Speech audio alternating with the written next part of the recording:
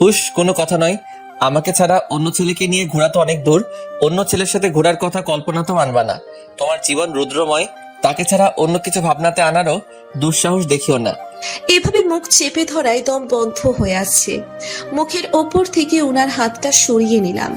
বুকে হাত দিয়ে কয়েকবার নিঃশ্বাস নিয়ে ওনাকে বললাম, এভাবে কেউ মুখ চেপে ধরে? এখনই তো দম বন্ধ হয়ে মারা যেতাম। আমি অন্য ছেলেদের সাথে ঘুরলে আপনার সমস্যা কি? এক মিনিট, আপনি কি কোনোভাবেই আমাকে নিয়ে জেলেস? তোমার মতো একটা পুচকি মেয়েকে নিয়ে জেলাস হবো আমি? এটা তোমার কল্পনাতেই সম্ভব, বাস্তবে না। তাড়াতাড়ি রেডি হয়ে নাও, তোমাকে বসন্ত বিলাস করিয়ে নিয়ে আসি। দেরি করলে কিন্তু তোমাকে রেখেই চলে যাব। কথাগুলো বলেই উনি ধূপধাপ পা ফেলে চলে গেলেন। উনি যেতেই আমি খুশিতে লাফিয়ে উঠলাম। খুশি মনে রেডি হতে শুরু করলাম। নিরামিষ মানুষের সাথে থাকলে আনন্দ করা সম্ভব নাকি? উনি আমাকে নিয়ে ঘুরতে এসেছেন ঠিকই, কিন্তু ওনার সম্পূর্ণ নজর ফোনের দিকে। আমার বিরক্ত লাগছে। বর্তমানে আমরা পার্কে অবস্থান করছি। উনি আমার হাত ধরে ফোন স্ক্রল করতে করতে এগিয়ে যাচ্ছেন। মাথায় হঠাৎ দুষ্টু বুদ্ধি আসলো। আমি এদিক ওদিক তাকাতে লাগলাম। আমাদের থেকে বেশ কয়েক হাত দূরে একটা ছেলে গাছের সাথে হেলান দিয়ে সিগারেট টানছে। ছেলেটাকে দেখেই আমি চট করে চিনে ফেললাম, কারণ ছেলেটা আমাদের কলেজেই পড়ে, আমার 1 বছরের জুনিয়র। আমি রুদ্রকে বললাম, ইস, দেখুন ছেলেটা কত কিউট, কি হ্যান্ডসাম। রুদ্র আমার কথা শুনে আমার দিকে ভ্রুকুঁচকে তাকায়। তারপর আমার দৃষ্টি অনুসরণ করে সামনের ছেলেটার দিকে তাকাতেই ওনার চোয়াল শক্ত হয়ে যায়। আমি ওনার দিকে এক ঝলক তাকিয়ে আবার ছেলেটার দিকে তাকালাম। ছেলেটাকে দেখেই আমি ক্রাশ খেয়ে ফেলেছি। দেখুন কি সুন্দর করে সিগারেট টানছে, আহ, এই দিলে লাগছে। উনি আমার দিকে রাগি চোখে তাকিয়ে আমার হাত ধরে টানতে শুরু করলেন। আরে কি হলো? এভাবে আমাকে নিয়ে টানাটানি করছেন কেন? বাসায় যাবো এখনই। এখনই বাসায় যাবো কেন? আমরা তো মাত্রই আসলাম, কিছুই তো ঘোরা হলো না। অনেক ঘোরাঘুরি করছো, আর ঘুরতে হবে না। আর ঘুরতে না দেন, অ্যাটলিস্ট ছেলেটার সাথে পরিচিত হতে দিন। আচ্ছা, পরিচিত হতে না দিন, ফোন নাম্বারটা তো নিতে দিবেন নাকি? আমার কথা শুনেই উনি আমার দিকে অগ্নি দৃষ্টি নিক্ষেপ করলেন। ওনার দৃষ্টি দেখে আমি চুপ করে গেলাম, কিন্তু মনে মনে ভীষণ মজা পাচ্ছি। ওনাকে চালাতে ভীষণ ভালো লাগে। 3 ঘন্টা হয়েছে বাসায় এসেছি। বাসায় এসে উনি আমার সাথে একটা কথাও বলেননি। যা কাজ করছিলেন সব শব্দ করে করছিলেন। ওনার রাগের বহিঃপ্রকাশ ঘটাচ্ছিলেন জিনিসপত্র ছুঁড়ে ছুঁড়ে রেখে। মুখে কিছু না বলেও ওনার কর্মকাণ্ডে মনে মনে হাসছিলাম। আমি বিছানায় আধশোয়া হয়ে বই পড়ছি, আর উনি টেবিলে বসে খুব মনোযোগ দিয়ে কিসব ফাইলপত্র দেখছেন। সামনে বই থাকলে কি হবে, আমার মনোযোগ তো বইয়ের দিকে বেশি, ওনার দিকে। ওনাকে ভীষণ খোঁচাতে ইচ্ছে করছে। ওনাকে আবার না রাগিয়ে দিলে আমার শান্তি লাগে না। আমি গুনগুনিয়ে গান গাইতে শুরু করলাম। উনি বিরক্ত হয়ে বললেন, সমস্যা কি তোমার? পড়া রেখে গান কেন গাইছো? আর আজকে এমন বাদরামো কেন করছো? কি করব বলুন? মনে প্রেমের হাওয়া লেগেছে। চোখ বন্ধ করলে ওই ছেলেটার মুখ ভেসে উঠছে। বইয়ের দিকে তাকালেও ওই ছেলেটার মুখ দেখতে পাচ্ছি। বারবার মনে পড়ছে ছেলেটার সিগারেট টানার দৃশ্যটা। কি সফটলি সিগারেট টানছিল। ঠোঁট দুটো কি। ওনার হাতের ফাইলটা উনি ঠাস করে রাখলেন। আমি চমকে উঠলাম। বেশ বুঝতে পারছি উনি ভীষণ রেগে গেছেন। A+ পেয়েছো বলো, মহাভারত অশুদ্ধ করে ফেলোনি? গুরুত্বপূর্ণ পরীক্ষা এখনো বাকি। লাফালাফি ছেড়ে দিয়ে পড়াশোনায় মনোযোগ দাও। মেডিকেলে চান্সটা পেলে আমি তোমার ছেলেদের উপর ক্রাশ খাওয়ার শখ আমি মিটিয়ে দিব। উনি রাগে গজগজ করতে করতে চলে গেলেন। আমি ওনার যাওয়ার দিকে তাকিয়ে আলতো হাসলাম। এই লোকটা আমার জন্যও জেলাস হচ্ছে। আমার মুখে অন্য কারো কথা শুনে রেগে যাচ্ছেন। রিদি আপুর কোলে মাথা রেখে শুয়ে আছি। রিদি আপু মমতার সহিত আমার মাথায় হাত বুলিয়ে দিচ্ছে। রিদি আপু আর নিধি একটু আগেই এসেছে। রিদি আপু আমাকে জিজ্ঞেস করে, মন খারাপ? আমি মাথা নাড়িয়ে সম্মতি জানাই। সত্যিই ভীষণ মন খারাপ। কেন? জানি না, আমার মন খারাপের কোনো কারণ লাগে না। আমার যখন তখন মন খারাপ হয়। রুদ্রকে এতটা স্বাভাবিক দেখে আমার ভীষণ ভালো লাগছে। রুদ্র যখন তোকে বিয়ে করবে না বলে দেয়, তখন আম্মু রুদ্রকে জোর করলেও আমি রুদ্রকে জোর করিনি। আমি জানি রুদ্রের মতের বিরুদ্ধে কোনো কাজ করলে এর ফল কতটা ভয়ানক হতে পারে। হঠাৎ রুদ্র রাজি হয়ে যায়। রুদ্র তোকে বিয়ে করবে সেটা আমাকে ভীষণভাবে অবাক করে দেয়। রুদ্র নাকে হ্যাঁ করা যায় তার কাজ নয়। এখানে আম্মুর কারসাজি আছে সেটা আমি আম্মুর মুখ দেখে বুঝতে পেরেছিলাম, কিন্তু তোকে নিয়ে আমার ভীষণ ভয় হচ্ছিল। রুদ্র বিয়ের পর তোর সাথে কি করবে এটা ভেবে ভয় কুঁকড়ে যাচ্ছিলাম। রুদ্র যদি তোর উপর সবটা রাগ উগড়ে দেয় সেটা নিয়ে ভীষণ ভয় হচ্ছিল, কিন্তু রুদ্র তোর সাথে তেমন কোনো খারাপ আচরণ করেনি। আস্তে আস্তে তোর সাথে মানিয়ে নিয়েছে। আমি ভীষণ খুশি এটা নিয়ে। আপু আমার মাথায় চুলগুলো নাড়িয়ে দেয়। হুট করে আমার দিকে তাকিয়ে দুষ্টু হেসে বলে, আমার ভাইয়ের সাথে তো ভালোই রোমান্স করছিস, তার দেওয়া চিহ্ন সবাইকে দেখিয়ে বেড়াচ্ছিস। আমার ঘাড়ের দিকে ইশারা করে বলে। আমি আপুর দিকে তাকিয়ে মেকি হেসে বলি, এত ফাস্ট না, দৌড়ে একটু স্লো যাও। এটা তোমার ভাইয়ের দেওয়া না, তোমার মেয়ের দেওয়া চিহ্ন। তোমার ভাই করবে রোম্যান্স? তোমার ভাই রোম্যান্সের রও বোঝে না। একদম আমার ভাইকে অপমান করবি না। ভাইয়ের জন্য দরদ উতলিয়ে পড়ছে। ভাইয়ের কথা বাদ দিয়ে এই বোনের একটু সেবা করো। মাথায় একটু হাত বুলিয়ে দাও। মাথাটা প্রচন্ড ব্যথা করছে, একটু ঘুমাবো। রুদ্র আমার দিকে ক্রমশ এগিয়ে আসছে। আমি পিছিয়ে যাচ্ছি। আপনি পিছিয়ে যাচ্ছেন কেন? রোমান্স করবেন না? আপনি রোমান্স সম্পর্কে এ টু জেড সব বুঝেন, আমি তো রোমান্সের রও বুঝি না, তাই না? আপনার তো রোমান্স করার অনেক শখ, আসেন রোমান্স করি। সরি, আমার ভুল হয়ে গেছে। আপনার কোনো ভুল হয়নি, ভুল তো আমার হয়েছে। ঘরে এত সুন্দর বউ থাকার পরও তার দিকে ভালো করে তাকাইনি। এত সুন্দর একটা বউ থাকলে রোমান্স না করে থাকা যায়? উনি কথাটা বলেই ঠোঁট কামড়ে আমার পা থেকে মাথা পর্যন্ত স্ক্যান করলেন। ওনার এমন দৃষ্টি দেখে বুকের ভিতর ধরপড় ধরপড় করছে। উনি ধাক্কা দিয়ে আমাকে বিছানায় ফেলে দিলেন। ওনার এক হাত ভাঁজ করে আমার এক পাশে রাখেন, হাঁটুর ভর দিয়ে আমার দিকে ঝুঁকে আছেন। আমার হাত পা প্রচন্ড রকম কাঁপছে। এর আগে তো এমন হয়নি। উনি আমার খুব কাছে চলে এসেছেন। হুট করেই প্রচন্ড মাথা ব্যথা শুরু হয়ে গেল। অসহ্যকর মাথা ব্যথা। মাথা ব্যথায় চোখ দিয়ে পানি পড়তে শুরু করলো। হঠাৎই মাথা ব্যথার কারণটা বুঝলাম না। উনি আমার খুব কাছে আসতে গিয়েও থেমে গেলেন। আমার চোখের অশ্রু দেখে অস্থির হয়ে পড়লেন।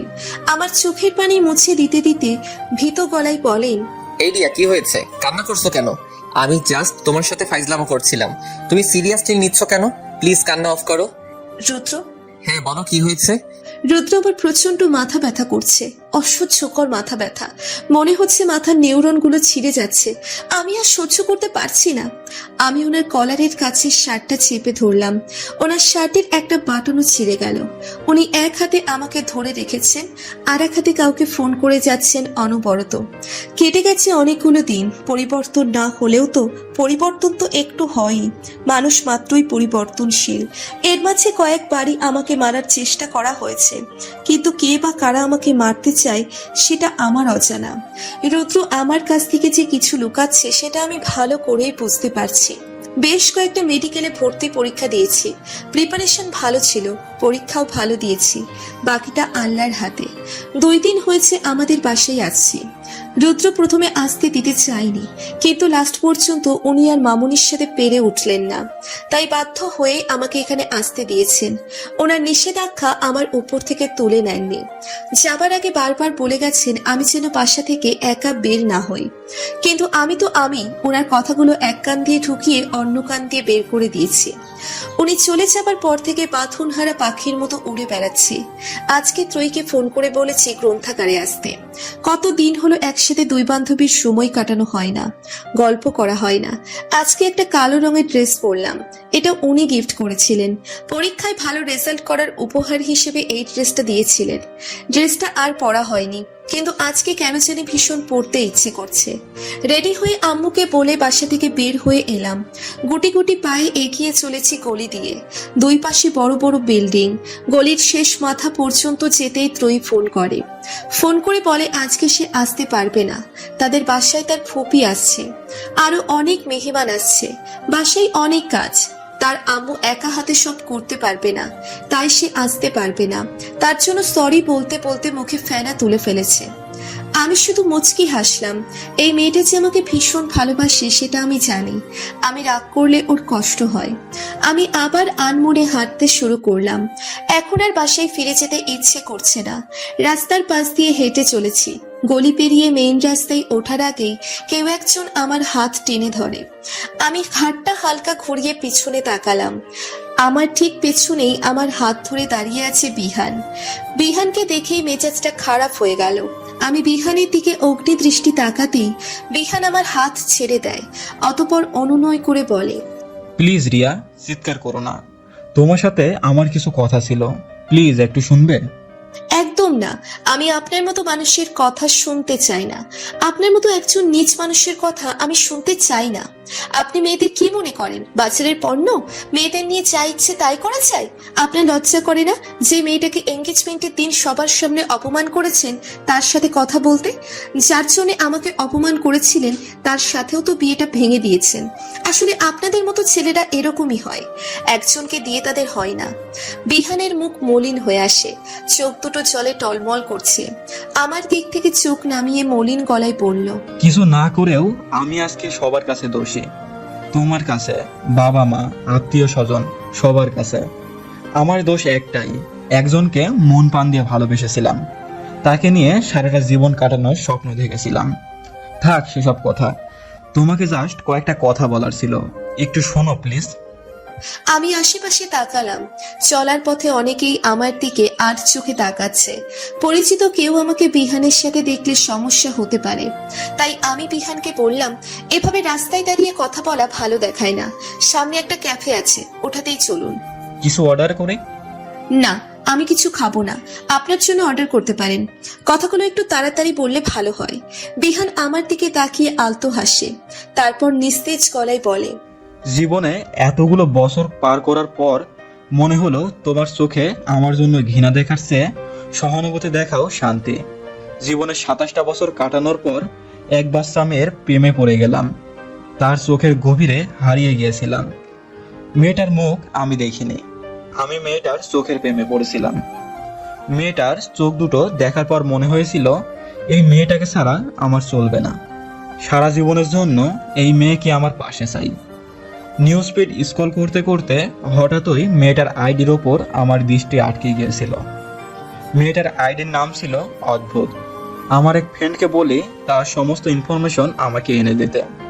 মেয়েটার সাথে আমার বিয়েও ঠিক হয়েছিল, কিন্তু আমি হাত দিয়ে ওনাকে থামিয়ে দিলাম। তারপর গম্ভীর গলায় বললাম, দেখুন, এগুলো আমি জানি, আপনার অন্য কিছু বলার থাকলে বলতে পারেন। তুমি কিভাবে জানো?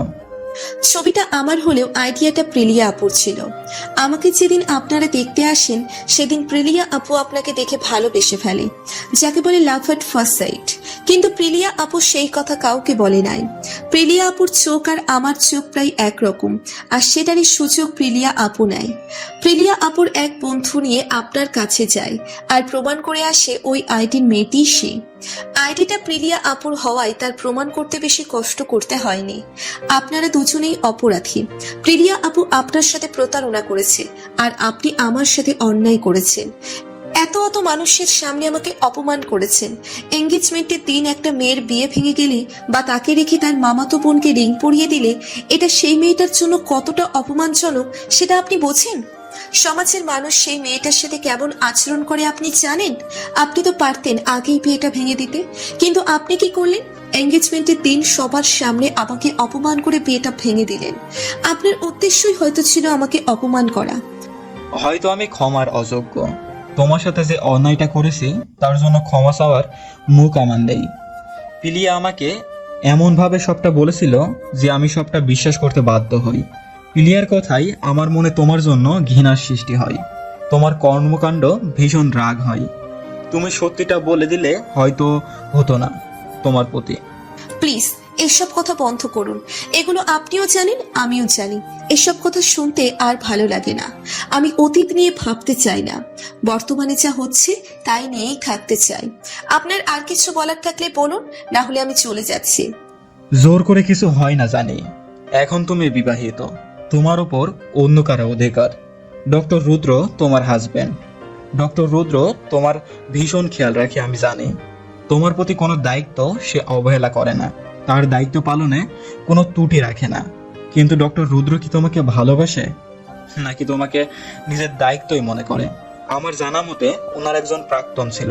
যারা এখনো আমাদের ফেসবুক গ্রুপে জয়েন হন নাই তারা এখনই গিয়ে জয়েন হন। ফেসবুক গ্রুপের লিংক ভিডিও ডেসক্রিপশন বক্সে দেওয়া আছে।